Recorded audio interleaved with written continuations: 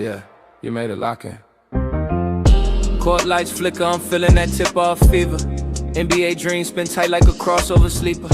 Fourth and inches in the cold, crowd breathing like smoke. NFL grit in my voice when the pressure get woke. Engine scream through the night, that F1 razor. Lines cut clean, turn sharp like a hometown savior. NASCAR drift in my blood when the pace gets wild. I talk speed like a veteran, move calm like a smile. Legends born out of sweat, out of heartbreaks echo. I break plays down smooth, call the game like a maestro. Every lane that we touch, every story we show, this is where the truth runs. The Not Bland Show. Fast, race, whole crowd froze. Big drives, deep shots, watch the moment explode. Every angle hit heavy with a champion's glow. Step into the kingdom, the Not Bland Show.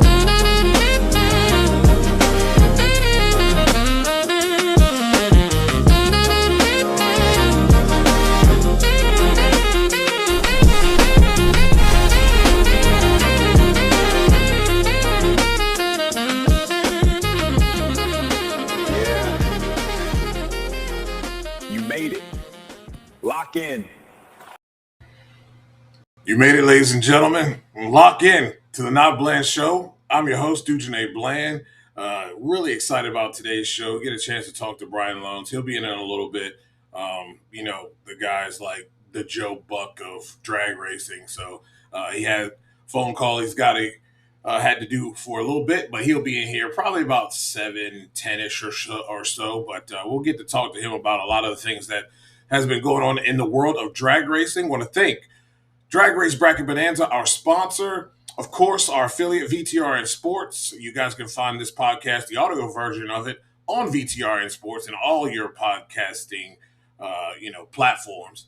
And, man, it's going to be fun. We'll talk a little bit about the Royal Rumble and whatever you want to talk about on the back end of the show. But really looking forward to chopping it up with Brian Lohnes. Before we go to the commercial, what's going on, Lonnie? I know some of you guys are thawing out. Yes, if you watched the show, with Mark Beatty last week. It was a joke, but next week we'll have Coach on the Power Hour. So I think I'm going to go with that.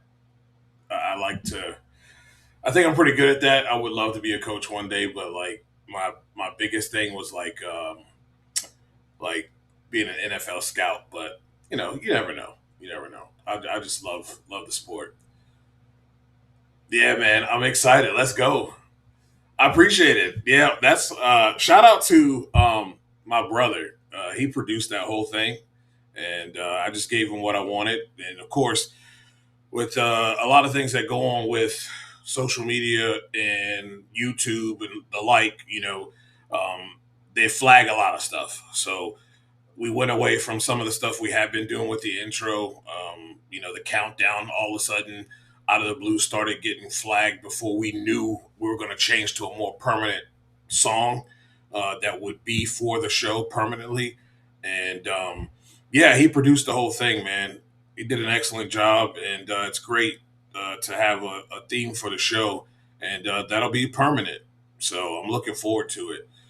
Super Bowl's this weekend too, guys, but we'll chat a little bit right after we pay some bills here. Drag Race Bracket Bonanza, I think we're like less than 30 days away from start of season. So get your stuff ready. We will have the ticker at the bottom so you can join the league if you have not joined the league. And, of course, make sure you guys are liking this show. It helps the algorithm. And make sure you're sharing the show with a friend. Tell a friend to tell a friend.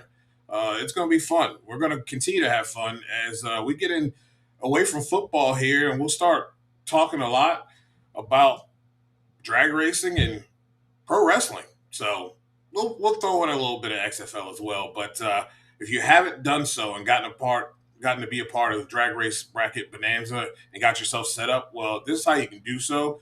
And you want to do it while you can. Don't not do it and forget. So here's the commercial. And when we come back, we'll chat a little bit. Drag racing fans, check out Drag Race Bracket Bonanza. It's the free, family-friendly fantasy bracket game. Now, after final qualifying at every national event, you can fill out your bracket for all the pro classes. It's free, easy to click on your picks. If you need some help, just hit the randomizer button to fill in the blanks. It's for fun, stay engaged, and pick your winners today.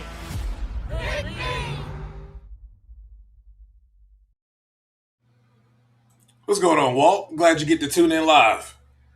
It's awesome. Thanks for tuning in. Appreciate you. Yeah, that last post was great, but she's always doing really good stuff. I think it's unique, and more people talking drag racing, the better. Doing great, Blake. Doing great. I guess we'll talk about it before we get into Brian Lohnes, but like Royal Rumble, very interesting. I thought it was meh, to be honest. I'm tired of people telling me that there were people in the stands for the women's Royal Rumble when there wasn't. Like, I'm not blind. I can see very clear. And yes, there were lights in there, and those lights were really accentuating the fact that there were no people in the stands. And I don't know whether people were eating, because I've heard that you have to eat in the areas that are designated for eating, and you can't bring food into the arena over there. I don't know, but it seemed to be that, as culture has it, they don't have too much care about the women, and you can't convince me otherwise, because as soon as it got to the men's portion of the Royal Rumble, boy, it did fill out, didn't it? Like, it was packed all of a sudden after we got away from that. So I don't know. There's some things. I thought they had a decent Royal Rumble. I thought the males did too. It was obvious. I told you. I think if we were able to talk about that before, I said it. Roman Reigns was going to win the Royal Rumble. I knew that coming right out of the gate. I mean, you tell me who else is worthy. He's been away for a while doing movies and other things, and no one's really stepped up to the plate. And it's not really any fault of their own to a degree, because I think this creative and what's going on, and I don't know how much TKO's got involved, but at the end of the day, like, they're not really putting anybody forward. Like, they're not putting people in position to do well, and they're not booking them well. So it was nice to see Monday night that we finally get to moving on where we're going as far as the direction towards, as we kind of barrel towards WrestleMania. Roman makes his choice right out of the gate. I thought both promos were fantastic. There was some truth to both of those promos. Some people may have not caught the podcast part from Roman's, but that was a while back. But if you know the history, you kind of know what was going on there. But I heard people saying that that CM Punk was getting the best of Roman in the beginning with his promo, but he really didn't have time to speak. He was still doing his thing, and once he got the opportunity to speak, he really did take it home. I felt like he won that battle of promos, and it's going to be fun leading up all the way up to it. I enjoy the fact that he used the word hate, because I want to see that disdain for CM Punk in that main eventer. I want to see that. I want to see a different Roman in that one, and I do think he's going to win the title. I don't like the fact that they mentioned Drew, and I felt like the mentioning of Drew and the diminishing, I felt like, of SmackDown made his title seem to be kind of not the big title. And they kind of stepped on him a little bit. But, I mean, this is what WWE's been doing to Drew for a long time now. And you give him the title, and then you kind of cut his knees out by letting him cut a promo, kind of basically disrespecting him. Maybe they'll do something on SmackDown to counter it. But it does take the wind out of a man's sails who's trying to work pretty hard to do, to carry the title run that he should have had, that he got screwed out of 3 or 4 or 5 times. So it'll be interesting. Let's see what Lonnie says. So they aren't going to give the Brooklyn Brawlers a push. I don't think so. I don't think so. I really don't. Um, that whole thing with Oba coming out and basically just dismantling the Viking Warriors, I don't understand that.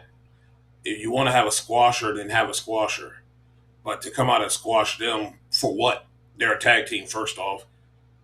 There just should have been more to it. But wasn't a bad Monday Night Raw.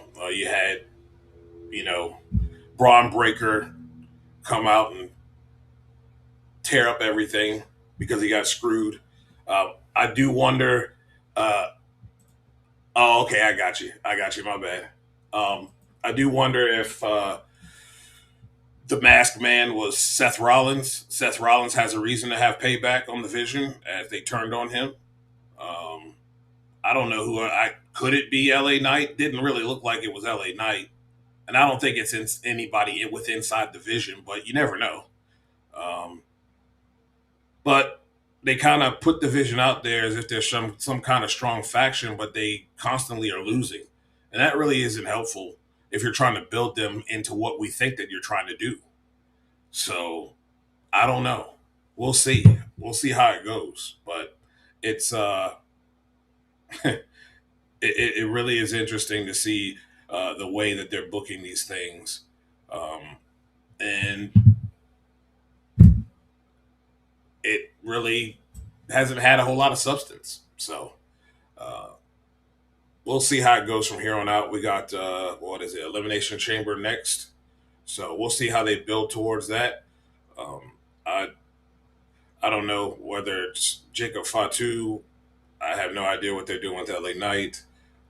Women's side, who, does Bianca Belair come back finally? Now people were pissed that she didn't come out. Um, you know, Before we move on, because I want to talk about these legends that are going to be showing up here at Gainesville for the first race of the 75th anniversary. Um, I'm tired of Triple H getting up here every time you turn around and telling us, talking about a new era and telling us about surprises that never happened. And if I have to hear him say, you ain't seen nothing yet one more time, I'm going to just karate chop him in the throat. Like, we see the same dry stuff every week. And you guys lead us somewhere and you miss the mark.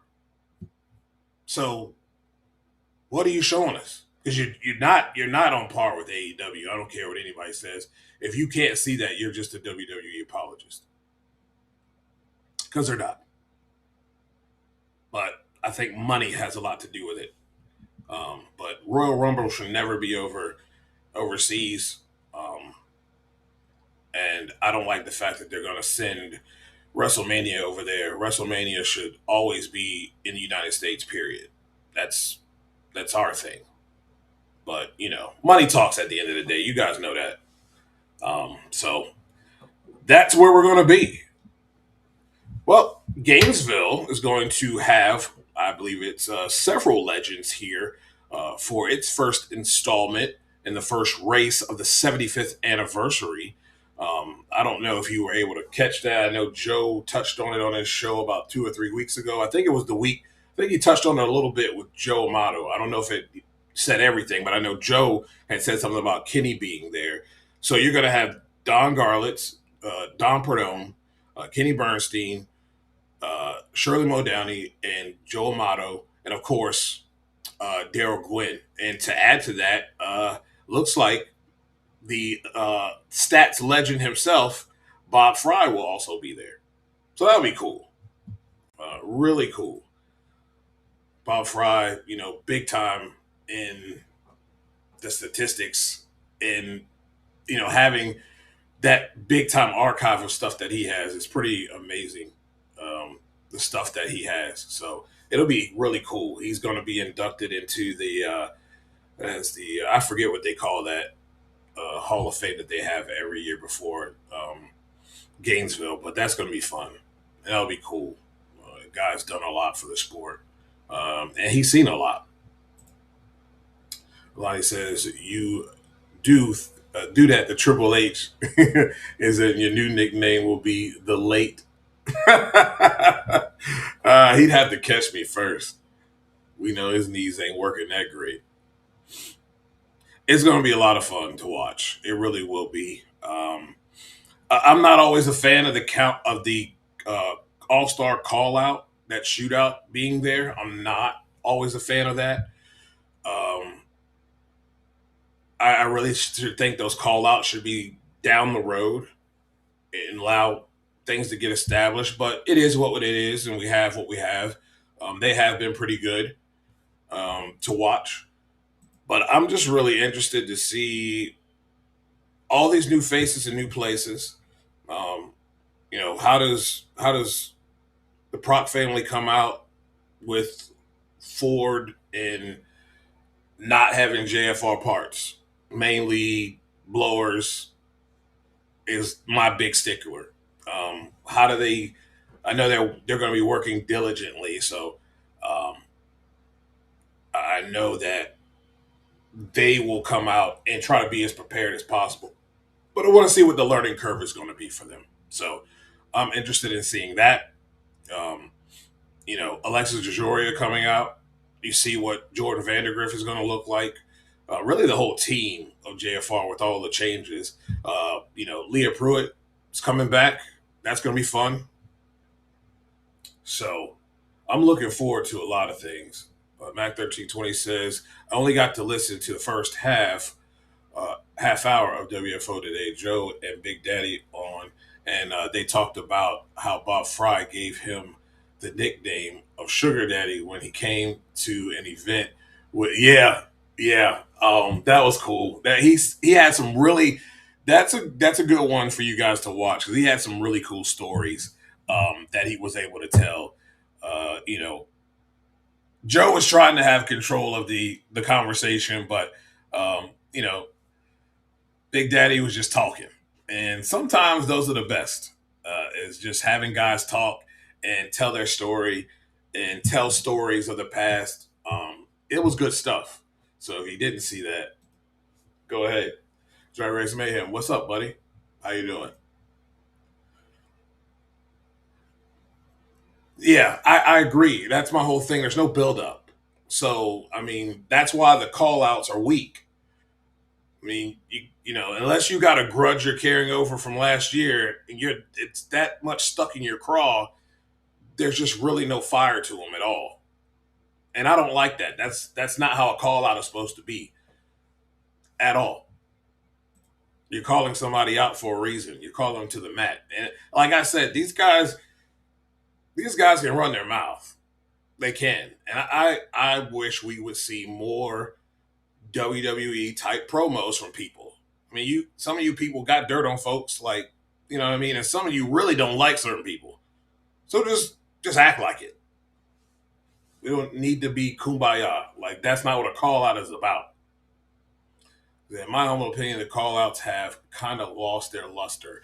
They have, but this one doesn't have much luster because it's right at the beginning of the season. Like, you ain't got time to build up no kind of grudges or anything.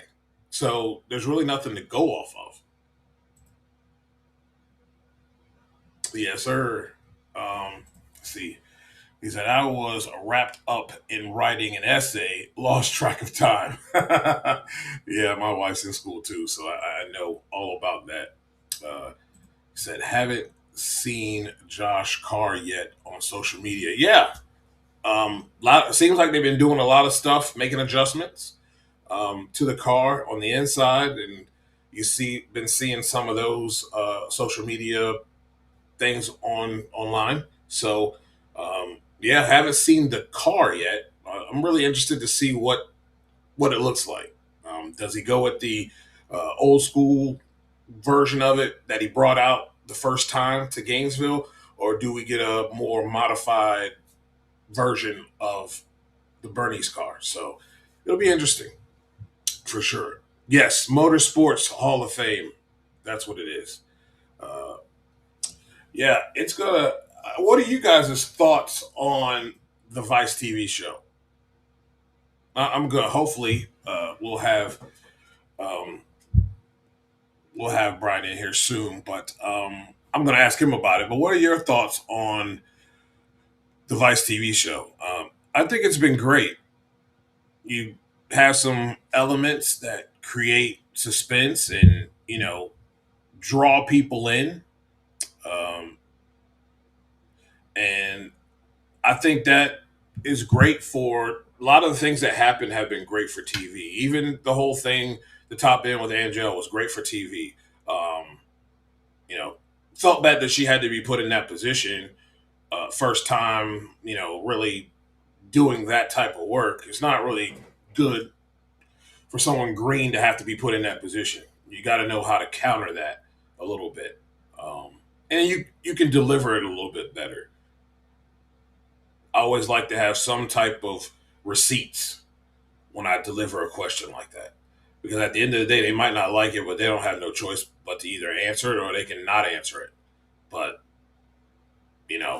I think you got to be able to have some ammo, so to speak. So I really do like the shows, though. I wish they would be promoted more by the racers, as we talked about on the Power Hour. Those are missed opportunities, especially those who are in it. I think they should be doing a better job of promoting it. But we should be having, water cooler talk after every one of these things on Thursday. I watch mine Thursday morning because I don't have Vice. So I watch it on YouTube Thursday morning. And we should be having water cooler talk about all of this. Because I think that it's really good TV. Has the silly season stopped? I would say so. With all that's going on, I now don't remember if there's any more, but I think we've pretty much gotten all we're going to get with that. I mean, seems like NHRA and IHRA continue to either bring tracks online as their brand or buying tracks. Well, that would be IHRA buying tracks, but yeah, episode 2 better than episode 1. And HRA teams just need to keep promoting it. Agreed. And I did think so. Episode 1 was kind of a setup episode, so to speak. It was very JFR centric, but it's kind of like one of those things you have with these series. You usually have one series that's just a lob up, get people's appetite wet, and then the second one usually gets into more heavy stuff, and it's usually a little bit more. There's a lot more juice with it, I should say. Yeah, very insightful. Drag Race Mayhem says it is incredible, but it's gonna end up as one and done. I feel like I hope not, because I think this is something you can build off of and continue. This is like there's so much content that is grabbed throughout the season, and there's just so many stories that you could highlight through this. I hope it's not a one and done, but track record says that it's likely to be that, right? I mean, that's what you have to go off of at the end of the day is what is the track record of what the NHRA tends to do. And it's usually one and done. Lonnie says, Tony Schumacher recently said that Clay Milligan will drive a canopy car this season. Interesting. I don't know why more people don't do it, but I also know, again, like we look back at, Coletta, they tried it, they struggled with it, and they brought the non-canopy car out, and they ran just fine. So I guess it's who you have within your wheelhouse that has either run something like that before. I don't know how much difficult it is, canopy or no canopy, but apparently it was some difference because, Coletta struggled with it. AJ struggled with it. And then when they brought the other car, the non-canopy car out, they just dominated. So it will be interesting to see how that all plays out. I would be interested to be in a canopy car and wonder what that sounds like. Like, is it that much muting? Is it quiet in the car? You know, like what? It kind of changes. It depends, I guess. Most people are seat of the pants drivers, but I'm sure people also are listening to what the car is doing at times. I mean, you can obviously hear your car over revving or beginning to go in that route. Um, so I don't know how much that changes anything. Dave W says the editing for drama is for ratings, but not promotion. Yeah, it is very like you brought out, and Dave did a good job of explaining the whole thing with Blake and Angel. The biggest problem was that interview was like out of place. It was way out of place. There was so much stuff that happened before that would really have brought big context to why that question was asked. At the end of the day, um, that would have really set things up. But at the end of the day, it created a talking point, right? And I thought a lot of people had great points. Drag Race Mayhem says platform is a big part and of it. What made the F1 work was it being on Netflix, where the algorithm fed it to people who never heard of it. Yeah, I can see what you're talking about, but again, um, I think people underestimate how many people are watching who watch Vice, and you have a whole new demographic of people who watch wrestling most of the time. And they have some other stuff on their Vice Sports deal, but um, underestimate those people, and that's the objective, is to reach people you normally wouldn't reach. Sure, it would be nice to be on Netflix, absolutely. Most people have it, but I don't think it's a bad thing for it being on Vice at all. I really hope, though, that we've seen people take advantage of this Amazon Prime. We saw the Winter Series take advantage of Amazon Prime and broadcasting on that. I would like to see the NHRA do something similar to that, and try to, whether it's Friday night hero session that put on display and maybe broadcast it on a Amazon Prime. Um, Maybe you put your call out show on that, possibly. So there's avenues and there's openings to expand for sure.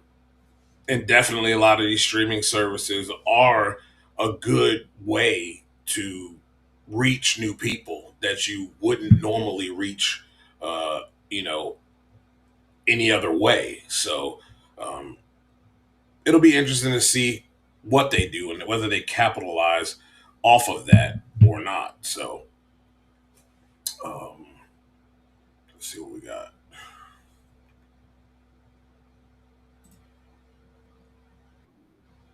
We got Brian in the queue.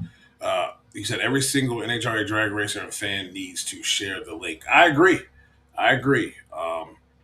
It would be very nice if that would be the case. Uh, and people shared it more, because I think if more we share it, the more we get it within the algorithm. Well, ladies and gentlemen, we'll take a break, and when we come back, we'll have the man of the hour, Brian Lohnes.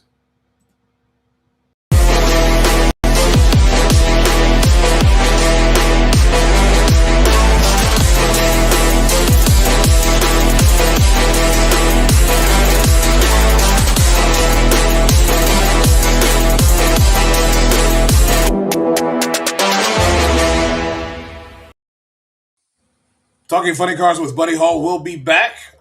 We get more information on that as we move forward and close to the regular season. It is the man of the hour, the busiest man in drag racing, He is everywhere. He's kind of like he's almost just like Lee Kraft. Like, where is Waldo? It's Brian Lohnes. What's going on, buddy? Good, man. How are you doing, man? Thanks for having me on. I'm doing great, man. How's your? Well, you really don't have an off season. I mean, you were at the Winter Series. Yeah. You kind of become the voice of drag racing here as we continue to watch your career go. Sure. Like I said, you're like Joe Buck now. You've been having a lot of fun. Yeah, no, it's been great. Last couple of weeks we were in New York for the premiere of Chasing Speed, and then going down to the Winter Series for the U.S. Street Nationals. That was a great race. We had our fair share of craziness happen at the Snowbirds with the big Jim Halsey, Jeff Rudolph crash, all the stuff that happened there. But the U.S. Street Nationals were pretty much as smooth as a race can go for a race that size. Little Gangsters was awesome. Pro mods were great. So yeah, no, it's been a good couple of weeks, man. Definitely. Yeah, so you'll be all seasoned up by the time the NHRA season starts. Pipes are all warmed up, man. They're ready to go. Yeah. With Vice in this show, yes. It's been really cool to watch this.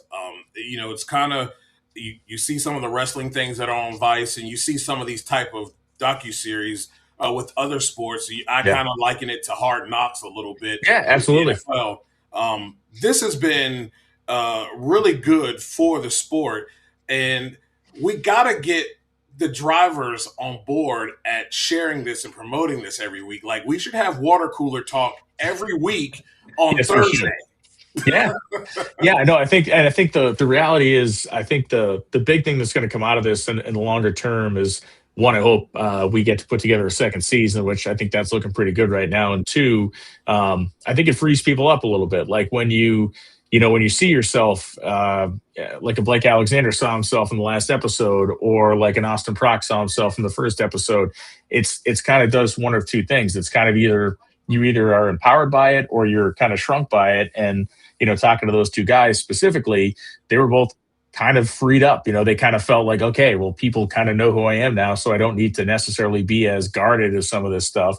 The episode you're going to see this week is really based around a lot of the female racers. It goes into a lot of the good side of that stuff. And it's the same type of situation. Like, to me, this series builds. And I think, one of the things that was interesting to me when the first episode aired, people said, oh, well, they didn't say that Austin Prock left John Force Racing. And it's like, well, no, it's a 6-part series. Like, right. you don't give away the end in the first episode. And, kind of some inside baseball on that. The very first episode of this series was totally made and done. And then all of a sudden, Austin Prock announced he was leaving John Force Racing. So the first episode of this series was just thrown away. Like, all that work, everything that the whole team had done to create it. Because when you go back and watch that now, and when you follow the story arc through, like, you're going to see how it ends, and it's kind of wild. And I got to watch the premiere with Austin and his fiance Kat in New York, and it was emotional. I mean, I had seen it, but it was still emotional to be sitting in that theater, and it was emotional for him. I mean, it was very unique to watch him watch it, especially those moments like Forrest handing him the Wally and stuff. But I mean, listen, getting inside that tow rig after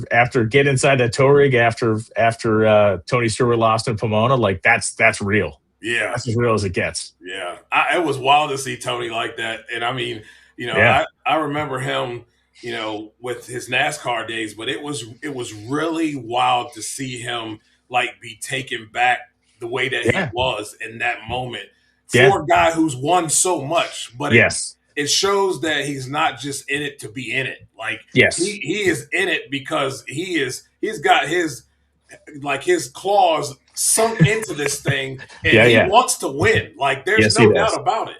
Yeah, 100%. No, it was the one thing I loved about that whole kind of scene was, we always see the crew guys just climb back into the tow rig and go back down the return road to go get the driver, and most of them keep their composure, and then they get in that truck, and they always wonder, like, what do they say in that thing? Well, now you know. Now you know what they say. It's great. It's great side of things that we don't get a chance to out there during the broadcast. So, this is nothing but good. It's great to know that there will be another season of this, because I think Fingers crossed. Yeah, fingers crossed. Yeah. so, because I think this is, like I said, this is something that drag racing, I believe, needs. Yeah. And you see other sports like I talked about Hard Knocks. That is Yeah. fun to see those things behind the scenes, and I think if that can continue, you'll have and draw more people in that you probably normally wouldn't reach anyway. Agree. Especially with it being on Vice, it's a different demographic over there. Yes, it is. I think I think what you're going to see over the next 4 episodes is this thing.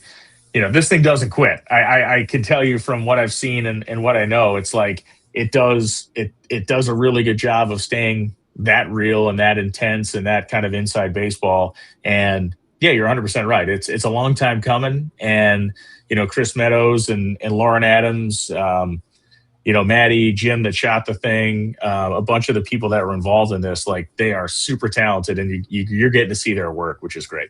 Yeah, it really is. Talking about broadcast and the Fox broadcast this year, you had some times where they were able to broadcast on YouTube, the Hero Session. Yes. Is there anything else that this year that fans can expect new coming out that they can look forward to? Sure. I think you're going to see we've really kind of fallen in love with those opportunities where we don't have a qualifying show on the specific FS1 on a Friday night or a Saturday night. So you're going to see more of that. We're going to effectively capitalize on that anytime we can. I think we have a strong schedule. It's going to be released next week, I believe, is when they're going to release the broadcast schedule. Awesome. But in terms of new stuff and new faces or anything like that, I can't speak to that yet. Maybe we obviously lost a reporter because now he's a funny car driver. So Freiberger's coming back for a bunch of races. So the cast is going to be virtually the same with maybe some drop-ins here and there. I think technologically we're working on some stuff on the backside where we'll be able to drop a little bit some new fresh tech into the broadcast. Yeah. So I think in the next week, you're going to learn the broadcast schedule, and then going forward from that, you're going to hear about some enhancements to the show. So in order to keep my job, I will keep those on that schedule of release. But yeah, there's some good stuff coming. Looking forward to it. This whole addition to the 50 greatest drivers. Now we're getting them up to 75. I heard Kevin McKenna talk about it on, your show, the Insider podcast. And this is difficult. I don't think people realize how difficult it is. And I think, there's going to be people, we have to just get used to it. People are going to get left off this list. It's just how it is. But it is a very tough job to do that. With that being said, I think the people that have been added are definitely 100% should be where they are. Yeah, and to your point, I think that's always the grand challenge and stuff like this, where you look at the 25 drivers that have come on, and you look at their credentials and what they've done and how they've done it, and you think, okay, yeah, these people are totally worthy to be on the top 75 list. And then you look at the drivers that have not been placed on that list, and you say, well, why aren't they there? It's like, well, we already agree that these people should be there. And so, you end up, Brittany Force, a very controversial one, two-time champion, the winningest, top fuel driver as a female in the history of the sport, surpassed Shirley Muldowney with that last win in Las Vegas with 19. And, Phil Burgess had enlisted a panel of people to kind of make these suggestions, kind of submit your list type of thing. And, there are debates. There are debates about the hows and the whys. And, my own personal opinion, obviously I have a great relationship with Tony Pedregon. He's one of my best friends. I work with the guy. I talk to him every day. I do think, like his brother, I think there is a next notch in that list when somebody owns their own team and wins something. Yeah. I think both of them did the same thing. Both of them had a championship. Joe Gibbs Racing with Cruz the first time, then he got one on his own. Tony, obviously, with John Force, and he got one on his own. Yeah. I do think that when you come down to these, tiebreaker situations, when you're having these debates, I think that does carry some weight, in my opinion. And not to say I was not a tiebreaker vote in any of this stuff, just part of the discussion. Yeah. But in my own personal opinion, I feel like if you're a team owner, for whatever that's worth, I feel like it does carry a little more weight. I do too. Especially both of them coming from big teams and then going out and doing the same thing on their own. I do believe both Tony and Cruz should be in there. I tried to reach out to Tony. I know Tony don't like doing other shows, but he's got to realize, like, I stand up for this guy because we kind of think alike. Like, I don't care about people's feelings, and he don't care about people's feelings either. Yeah, no, he clearly, as the world has learned, he does not. I love it. I love it. Listen, I will poke him in the side tonight and say, listen, man, you got to do this guy's show. I will make that. I will do my best. I promise. Yeah. I'd love to have him on. He is somebody that when they picked him to be on the broadcast, it was just like Cruz. I was like, you know what, couldn't be anybody better, and you're not gonna get the kumbaya stuff. If he feels a certain way about something, and a lot of times he knows stuff, he's just gonna tell it like it is, and he don't care about your feelings. Yeah, and look, I think that and this will be our basically our 8th season working together. So we've done however many 100 and some races, and then if you count qualifying shows and podcasts, we've done hundreds and hundreds of shows together. And that to me is his greatest strength, and it empowers me a lot too. Where it's like, okay, like I know I got his back forever. I know he's got my back forever. And there are times when he does go down a road on a show, and I will look over and be like, okay, we're doing this now. Okay, this is happening. Like, I know what social media is going to look like in my life tomorrow, but that's okay. I'm with you. Like, we're doing it together. But the one thing no one can ever say about him, whether you like him or not, it's immaterial. But you can never say that he's been false. You can never say that he's ever looked in the camera and said something he didn't believe, which I admire about him. And it's a hell of a thing, man. You can dislike somebody's opinions, but you can also respect the fact that when he gives them to you, he doesn't miss very often. Whether you like him or not, he's typically not that far off. Right. And that's what makes the show great, and makes it authentic. And palatable. And I think it makes people choose a side, whether you like it or not. It's going to be great TV, because we all know people who hate watch the most. So if the show goes on air at 6 p.m. on a Sunday night and somebody dislikes Tony or I, they are tuned in at 5:58. Exactly. We know it, and that's fine. Yeah, and I think I think when I look over the course of time, like, the criticism has kind of shifted over time, not in a bad way, but it's like, I'm not taking any credit for it, nor with Tony, but I do feel like from the jump, he and I have been like in lockstep on the idea of like, hey, man, if someone goes out there and blows it, we're kind of going to say he went out there and blew it, or she went out there and blew it. Like, and I feel like as a whole, I think people are more cognizant of that fact now. I think a fan that has watched us for all these years is probably more apt to say, oh yeah, going 90 in a final probably ain't great. Like, if you're going to be 110 in a pro stock semifinal, you probably don't deserve to be in the final, right? That's just kind of that's the nature of the business. Yep. And I look at those things, and you've been around long enough now, and that's been the important part of my growth and what I've been doing, is getting educated on everything.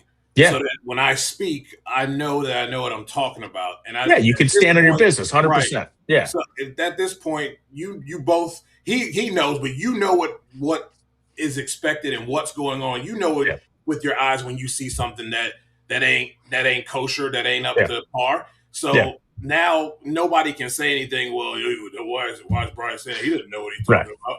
No. Right.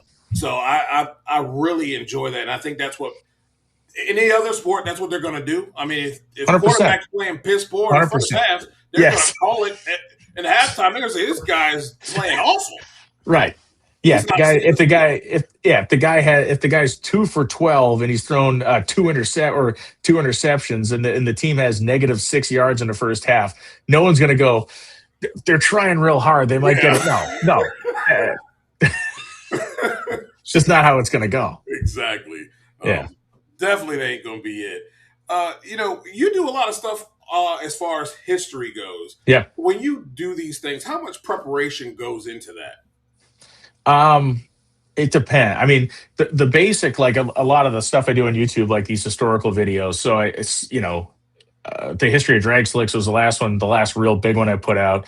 And that was probably a month, probably a month of putting, there's it's a multi-phase process, but the biggest thing is you gather the materials and then you go through the materials and you pull out what you need to pull out. And then you kind of assemble your story, put the video together. The process on that video is probably close to a month. And, a lot of them are a couple of weeks. There are some of them that are a little bit tighter. If it's a shorter video and it's a tighter subject, you can put it together in a few days. And that's what I tend to do. I tend to pick away at the big ones and then kind of fill in the gaps with the shorter ones in the middle. But I love doing it because I feel like it helps me prepare for my job as much as I like telling those stories, which I'd never be able to tell on a network broadcast. But it's like understanding how the tires work. Now, when I go in to talk to a crew chief, I can ask him better questions and get better knowledge because as much as I think I know, those guys still know 100 times more than I do. Exactly. I learn something all the time when I talk to those guys. Yeah. Blake's asked, do you think we'll see 345 this year? I don't think it's impossible. And one of the things I was actually pretty excited about, and one of the things I expected to happen in the offseason that did not happen, I kind of expected there to be a Top Fuel rules tweak. I did expect them to make an adjustment to pull it back. I know that Goodyear is comfortable with the speeds on the tire. That's not a problem. I just feel like, the natural progression of drag racing is when somebody gets really far out there, always get pulled back in. I'm ecstatic that didn't happen. Me too. We've seen Sean go over 340. We've seen Doug go over 340. We know that Josh Hart's getting in a car that's capable of going that fast. So the answer is probably. If you got a car that went 343 and change, and did it without blowing the engine up, without burning the pistons out of it, without doing anything stupid, and you end up with, you'd have to have, again, celestially perfect conditions, which is what we had at Sonoma that night. Yeah.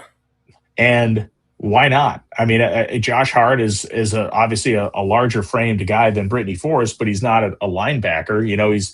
That car is going to be a competitive race weight. They know exactly what they're doing with that thing. So the answer is better than, I'm going to say 65% chance. How about that? I'm going to hedge my bets. 65% chance. I like that. And when that happens, you're going to see a rules adjustment at some point. 345 to me is probably the moment where somebody goes, okay, cool. Yeah. Yeah, we won't see 350 on that sign. That's not happening. Not for a while. Yeah. Not happening for a while. Final year of this current TV deal. Anything that you're able to tell us or share about this next TV deal? I know we're in a good position. I know that negotiations have started last summer. Fox had the initial window of that, and all that means is that they were the ones that had the right of first conversation. And it doesn't mean we're not going back with Fox. It certainly doesn't mean there's anything detrimental with that relationship. But I can tell you that we're in a good position, a solid position. And the NHRA is working with an agency on this deal, and they're kind of, the advisory people and kind of leading the charge on this. But I can say with what I know, which is not everything, which is not even half of everything, but I know that we're in a good spot, and I look forward to knowing that we're going to have a really solid deal going forward with whoever we sign it with. My understanding is whichever direction, whoever we do go with, in my mind, we've had a great partner in Fox. Hopefully that continues. But if somebody comes forward with something better, all the good. But I know we're taking steps forward no matter who we sign with. That's good. That's good to hear, because that's important. It's very important. It is for us. Huge. Going forward for sure. This season, this off season been crazy as all get out. We continue to hear news as we inch closer to week one of the regular season. What's the storylines that you're really looking forward to seeing begin to play out? It's funny that the Austin Prock storyline kind of clouds everything, right? It's like a blimp in front of the sun. It kind of blocks all the other. It makes a big shadow for itself. I'm interested in that, but to me, it's a great story and it's going to be a huge part of the season. But to me, that story becomes very critical from about 8 races in on, because as much as I know those guys are great, and as much as I know that they will be fast and great, I am not a guy who's going to put a lot of stock in the first race or the second race or the third race. They're on new parts, new program.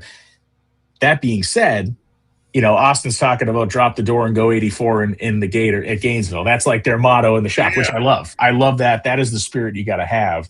I don't expect them to go out there and lay an egg, but at the same time, I'm interested in that car most specifically from the half season point forward, because in reality, as we all know, you need to build yourself into a playoff team by the U.S. Nationals. Yeah. So if that thing comes into Indy, if it's not competitive for the first 4 or 5 races, I'm really not sweating it. If it's not competitive by the 8th race, now I'm starting to get a little nervous for him. And if it's not competitive by Indy, that would shock me. So that's how that's going to go. Yeah. The new look at Top Fuel is where I'm at. Leah back, Matty Gordon in, Hart with the Grubnik tune. That's three biggies right there. Will Smith in a full-time Skag car. Yeah, that's insane. It's that to me is, and again, Will Smith's a soft-spoken guy, and he's not a huge blow his own trumpet guy, but this is one of the feel-good stories of the last 20 years in Top Fuel. Like somebody who literally deserves it, who's not walking in with a check that can buy the whole team, who's bootstrapped his way to this point, and who's done it in such a way that a team owner that aligns with his viewpoint, with his values, with his approach, has tapped him on the shoulder. And I mean, if that guy wins a race this year, forget about it. I mean, it's the Rudy story of Top Fuel. Yeah. I was super excited for Will. Just the hard work that he's put in, and just kept chopping at the bit. Not letting things get him down, taking the opportunities that were given to him and that were put in front of him, and to see him get this opportunity was just fantastic. Couldn't happen to a better guy. I agree with you 100%. It was one of those things. I think we all did the same thing. It's like when the rumor first started going around, it's like, oh, there's a second Skag car. It's like, oh wow, that's kind of wild. I wonder if it's going to be this person, that person, or that person. It's like, no, it's Will Smith, and it's like, I thought you just said Will Smith. Yeah. And that's no disrespect to Will. It's just like, damn, this guy actually got the job on merit. It's so rare to happen right now. And it is. Yeah. Because I mean, at the end of the day, a lot of people are looking at marketing. Of course. And I get it, but it's nice to see people who work hard and who have just just work fingers to the bone to get to this point, to really get a fair look and an opportunity. Yeah, and the idea, to your point too, it's like you mentioned the marketing thing, and you're 100% right. And I think we've just been so brainwashed into the idea of the marketing personal brand thing is like the person with the most followers or the person with this or that. But the reality is, Will Smith, for the Skag core audience, for the person that Randy Glady and the Skag company wants to talk to, is a marketable guy. Yeah. This is he's a guy very strong in his faith. He's the guy who is not outrageous. He's a guy who's humble. He's a guy who is caring for the sport. He's a guy who understands the value of the job he has to do. So Will Smith is a marketable guy to the market that Randy Glady wants to get to. And me too. We've all gotten lost in this idea. It's like, man, this guy's got 4 trillion followers. Maybe he should be in the seat. It's like that really isn't it. So I give credit to Randy Glady and the whole Skag team for sticking to doing what they felt was the right thing, to find the person that they felt was the right fit for them, and kind of doing it their own way. And look, we haven't even mentioned Tony Stewart driving for Elite Motorsports, and they got another car hanging out there that Stanfield's going to license in, Eric is going to license in, and you got Mike Green over there, you got Joe Barlow over there. That story's been the sleeper story of the offseason because it happened in friggin' Charlotte, right, or wherever it happened. Yeah. It's been so crazy. We've kind of just blown that story off by and large in the media, but it's huge. It's a huge story, and Mike Green had let some stuff out of the bag on the Power Hour. It was uncoached At first, he took the high road in the beginning, and then he really let it go in the end of it and was like, screw that guy. I was like, okay, that's what happened. All right. Yeah. And so there's going to be some tensions for sure. And I love it. I'm with you 100%. Like if you don't think that the entire world is not going to be paying attention to when Austin Prock lines up against Alexis or Jack Beckman or God forbid Jordan, like that's where it's at. And to his credit, even Austin's been like, hey man, like if people want to hate, that's fine, but they're really going to hate me when we start winning. I love it. I like the fact that, and he, on another side of it, it's like, what choice does the guy have? Like there's also that too. People are like, man, I love the fact he's doing this. And I do too. But on the other side of it, it's like, what's he going to say? Like, oh no, please don't be mad at me. It's like, no, like own it. You made a call, you've committed to it. So just freaking do it. And that's what he's doing. Yeah. I loved it. That's why, we had the presser with him, I'm like, lean into the heel roll, man. Like they've already done marked you now. So you might as well go ahead and lean into it. You're going to sell a lot if you do. So I love it. Yes. I love he's unapologetic about it. And, he's really leaning into it. And it's going to be great for TV. It's going to be great for the sport. All these things that have happened, we haven't seen a shakeup like this, I don't think, ever. And NFL free agency wasn't this crazy last year. I don't even think in the past 5 years we've seen NFL free agency as crazy as we've had the silly season for the NHRA this year.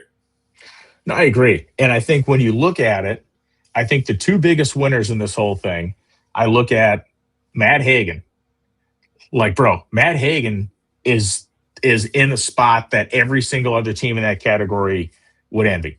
He's got his entire team back. Yep. He's got Knudsen back. Like, the reality is I had Mike on the NHRA Insider today, and we talked about a lot of this stuff. And Mike was like, we had, of the entire TSR, we had one person change. Wow. Of the whole thing, they had one person change, which to me places Leah on an even plane. Doesn't place her ahead of the Coletta team. Right. Like the Coletta team right now, to me, the Coletta team is on the Top Fuel side is shaped up to come out and just be a wrecking machine with Doug and Sean. Yeah. Consistent teams, crew chiefs, the works. And Matt Hagan, in my mind anyway, Matt Hagan should come out and just own the first half of this season. That's a sleeper too. And I don't think people are really thinking about all of that. But yeah, that whole keeping guys together and keeping your team together is uber important to getting off to a fast start. And he kind of hung around in there and was really sneaky at the end of the season, keeping himself within the conversation of the championship.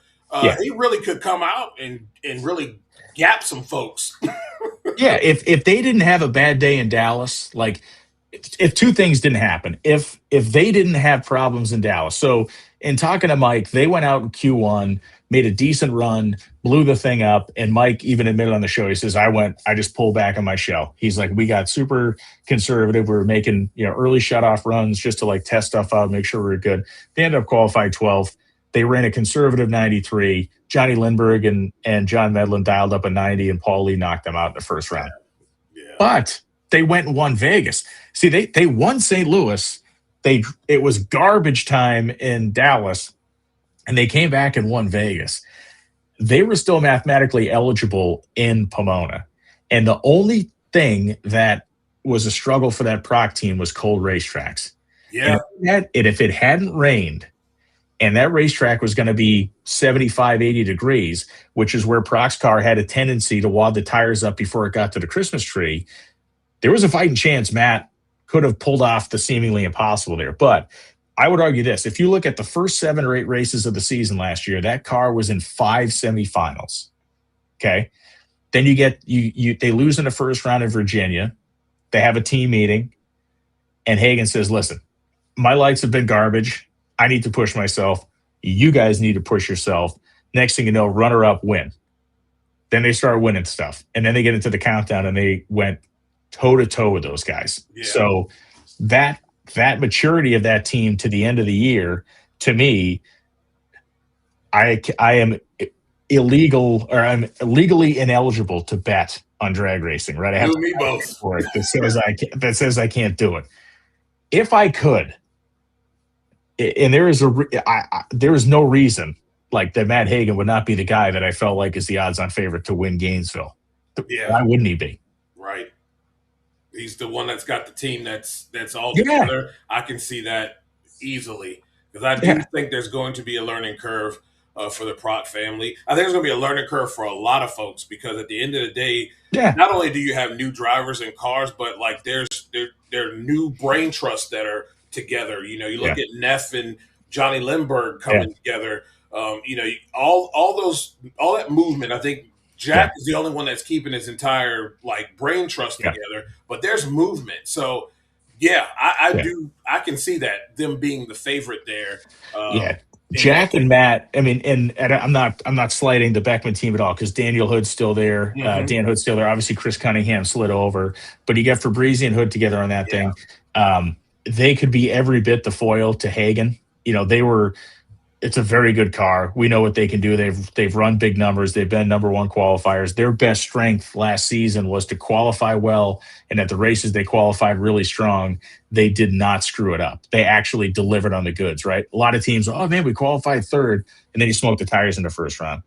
When that P car qualified in the top 5, other than Gainesville, they fared very well. So yeah, they could definitely be Matt Hagan's kind of like foil in the first half of the season. Yeah. It's going to be fun, man. Before I let you get out of here, and again, thanks for your time, Brian. I really appreciate it. Yeah.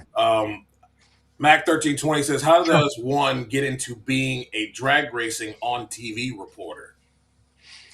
It's a great question. I don't think there's any truly defined path because there's so few of those jobs. But if you look at the amount of streaming that goes on at drag races, like I guess my first thing would be to be an expert on the field you want to report on. So if you want to be a drag racing reporter for flow racing at some of the big money bracket races or the radial races or the pro mod races, have expertise in those areas to start with.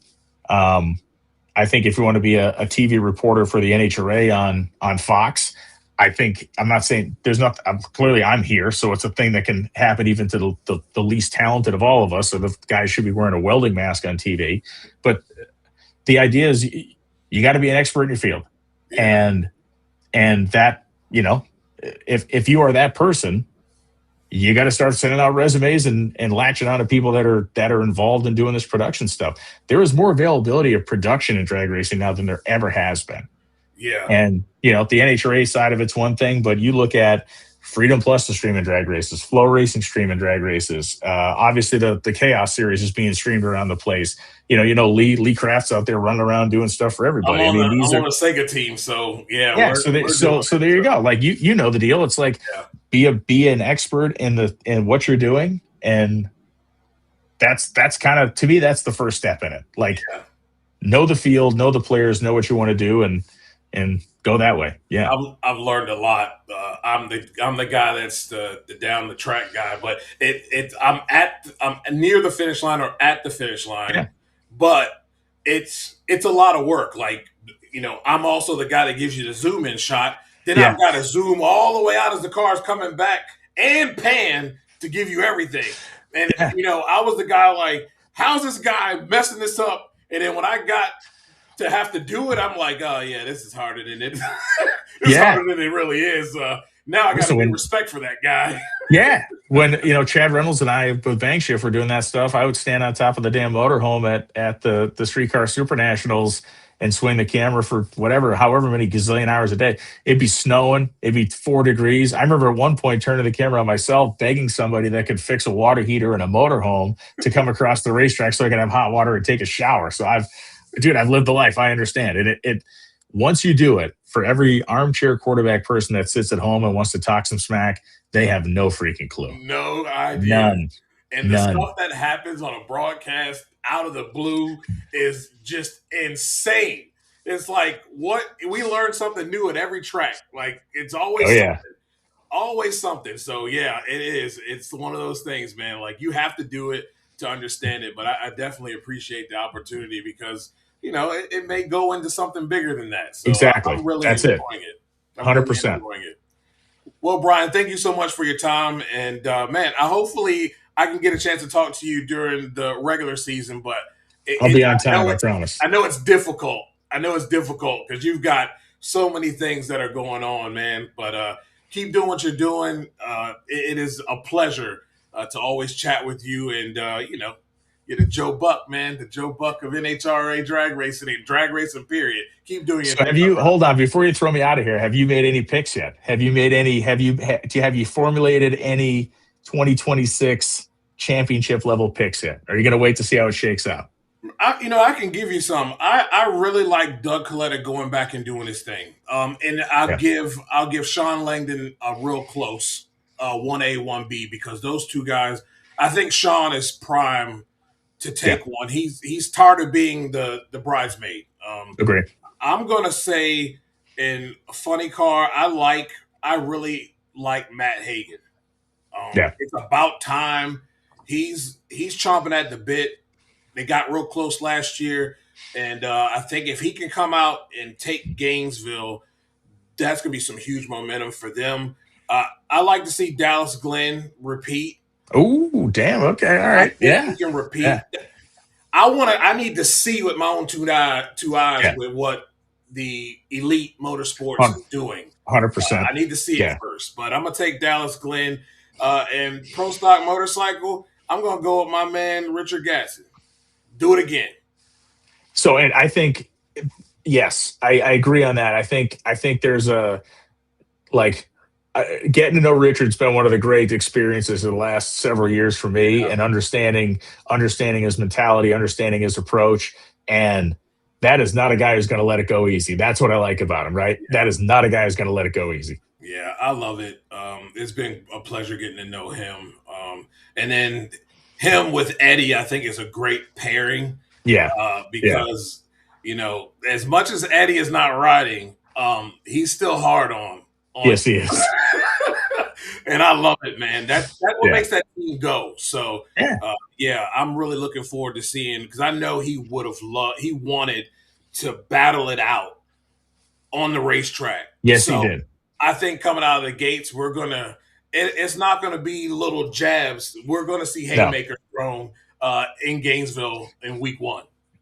And look, one of the and hardcore fans know this, but like one of the things that every fan that is actually a real fan of the sport will key in on is going to be Q1 Pro Stock Motorcycle Gainesville. Yep. Because that's Gage and that's Gadsden. Yep. And whether they admit to it publicly or not, those are two guys who've come out of the grudge world. And I would bet my left foot that there's a little side action on that run between those two guys. Yeah. I would bet my house on it. Yeah, me too. I 100% agree with you. It's going to be fun, man. This year, I am super excited for it. It's going to be a blast. It is. Thank you so much, Brian. Thanks, man. Appreciate you. Brian Lohnes, everybody.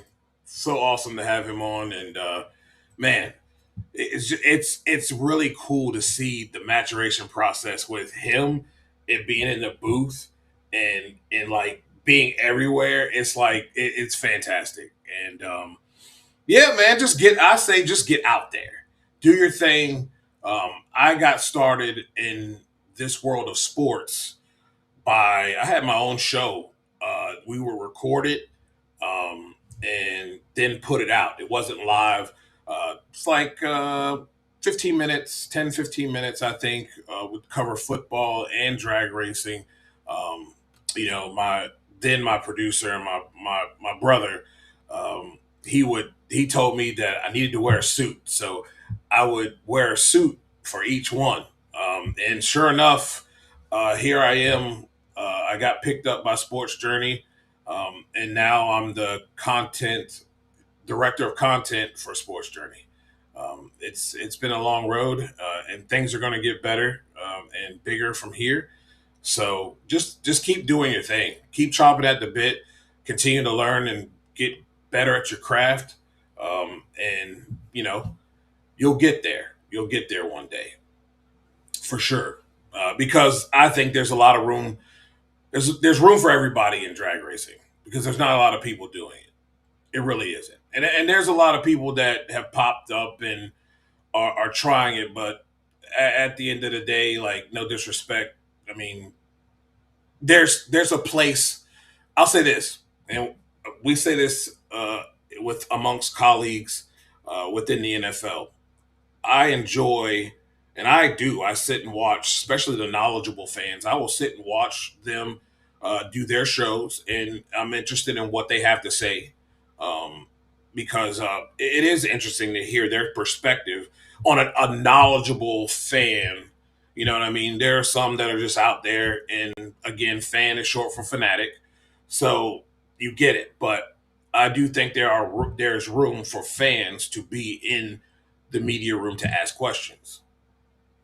I do. I think that should be able to be a deal within the NFL as well. They should be able to certain level of credential people to be able to be there and ask those questions, especially those shows that are really, doing well. Makes to me it makes a lot of sense. So, um, you know, that's all I can say about that one. We ran a little bit over, but it was great. Thank Brian Lohnes for taking the time to come on. Thank you guys for loading up in the comments and participating. You guys have been great. Um, I can't get to everyone's comments, but I see a lot of people talking about Force and about this season. It's going to be fun, man. We're not going to miss out at all. It's going to be a great season all the way around. Love your pick there, Blake, Gage, Erica, Jack, Justin. Are there anybody else that put some picks up out there? Got Drag Race Mayhem saying Josh Hart is going to win 3+ races. I have a feeling the stats just show it. And another guy that in Drag Race Mayhem does a lot of, research and tries to get his stats right and does a good job of that. So I believe that. I know he keeps a tally as well. It's going to be fun, man. A lot of fun we're going to have here within this season. So next week we're going to have on NHRA media member and the person that handles a lot of credentials and things like that, Allie Bland, my cousin. So it'll be fun. We'll get to talk a little bit about what they do, what's going to be new coming in, maybe get some things on NHRA TV, etc. So maybe we'll talk about also they had this influencer thing going on. Will that be expanding? What will they be doing about that? It'll be fun. So unless something comes up, that's who we will have next Tuesday. Yeah, before we get out of here, yeah, I'm with you. Oh, hold on. Dave W. says Atlanta's on the comeback trail. Zoning meeting was tonight. I'm super excited. And it's going to be great for the sport. It's going to be great for drag racing. Now, Georgia will have 2 races within it. And Atlanta will be back up and running. So I like that. Very little to be done to that track, to be honest with you. A little pit action and a little bit of things for the racetrack could be good to go. And says Blake says Dave Reef coming back. I don't know if he would come back though. I think he's really involved in other motorsports, but it would be cool to have him back. And if it was just for a race or two, one of the names of the racing community. So yeah, super cool that will be to have him back. Yeah. Well, ladies and gentlemen, thank you so much for tuning into the show. I know we went over an hour, but we had a super conversation. Thank you, ladies and gentlemen, for your participation within the show. And again, we'll have Allie Bland on next week. All right. Well, enjoy the rest of your week. Enjoy the Super Bowl, and be good, ladies and gentlemen. Until next time. Good night. Court lights flicker, I'm feeling that tip off fever. NBA dream spin tight like a crossover sleeper. 4th and inches in the cold, crowd breathing like smoke. NFL grit in my voice when the pressure gets woke. Engine scream through the night. That F1 razor lines cut clean, turn sharp like a hometown savior. NASCAR drift in my blood when the pace get wild. I talk speed like a veteran, move calm like a smile. Legends born out of sweat, out of heartbreaks echo. I break plays down smooth, call the game like a maestro. Every lane that we touch, every story we show, this is where the truth runs, the not blend show. Fast lanes, fast breaks, whole crowd froze. Big drives, deep shots, watch a moment explode. Every angle hit heavy with a champion's glow. Step into the kingdom, the not blend show. Fast lanes, fast breaks, whole crowd froze. Big drives, deep shots, watch the moment explode. Every angle hit heavy with a champion's glow. Step into the kingdom, the not blend show.